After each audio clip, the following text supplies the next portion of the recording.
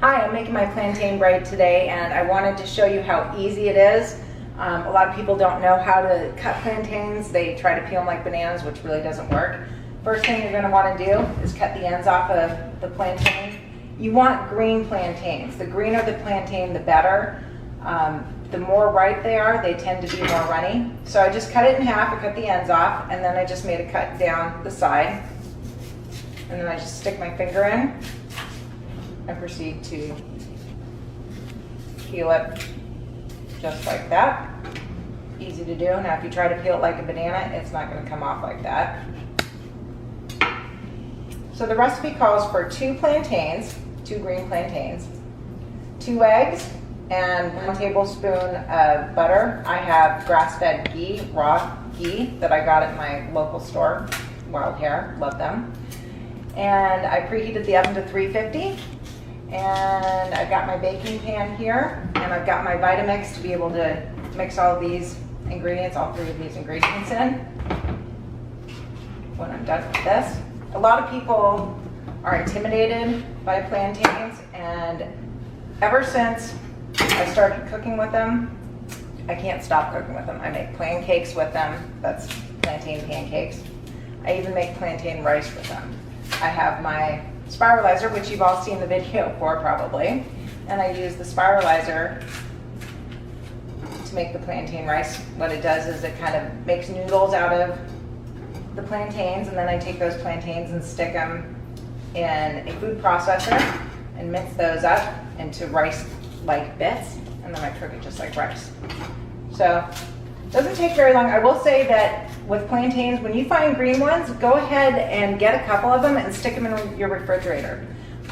It's hard to find really green plantains, and when I do, I'll buy extras, stick them in the refrigerator. They last longer that way. So I've got my 2 plantains, my 2 eggs, my Vitamix. So I'm pretty good at eyeballing what a tablespoon looks like, so I don't have my tablespoon out, I just have a big spoon. So I've got my plantains, 2 plantains in there. I'm putting my grass-fed ghee, which is just clarified butter. You can use just regular butter, preferably grass-fed if you can get it, if not organic. And I've got 2 pasture-raised eggs. Into the Vitamix they go. And then I'm going to mix this on high until everything is completely mixed in. So everything's mixed in the Vitamix. I'm really sure that there's no big chunks. I have a coconut oil cooking spray. You can use whatever cooking spray you want. Just make sure that you spray the pan really well, because the plantain mix does get sticky in there. And trust me, you're going to want to get every last bite out. And it's really thick. I don't know if you can see that, but this is a pretty thick batter, which is good. You don't want runny. The only time you'll have runny is when you've got riper plantains.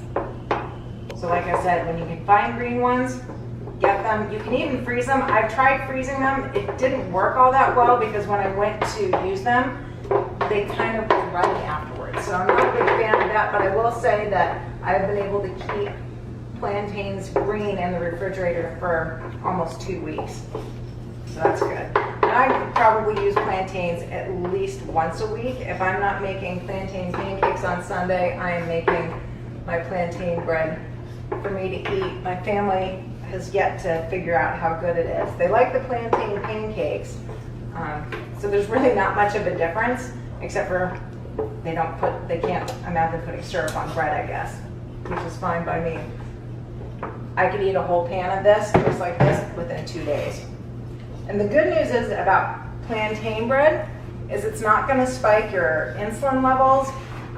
It's the carbohydrates that it actually has are good carbohydrates, so it's not going to knock you out of ketosis if you're worried about having too many carbs to knock you out of ketosis. The best thing with this bread is straight out of the oven, loaded up with some good butter and some cinnamon, and tell me you don't want to eat the whole pan, because I have to seriously restrain myself. But you will get full. So if you eat half a pan of this and you walk away for 10 minutes, you might feel like you just scarfed down a whole loaf of bread. It's kind of like the same thing. So I've just spread it evenly in here, and you can see how thick it is. And I've got the oven preheated to 350 already. I'm gonna stick it in the oven, and we're gonna cook for 20 to 25 minutes, and I'll show it to you when it's done. So the timer just went off. It's been 25 minutes, so I'm gonna check the plantain bread. I'm getting really hungry. It looks good. I don't know if you can see that. Sometimes it bubbles up like this, but when you cut into it, it should come up pretty easily. That's why you want to spray the pan really good. You do want to let it cool a little bit if you can wait. I usually can't wait. But it's cooked, it's done. Now all you need is some butter and some cinnamon, and eat away. Thanks for joining me.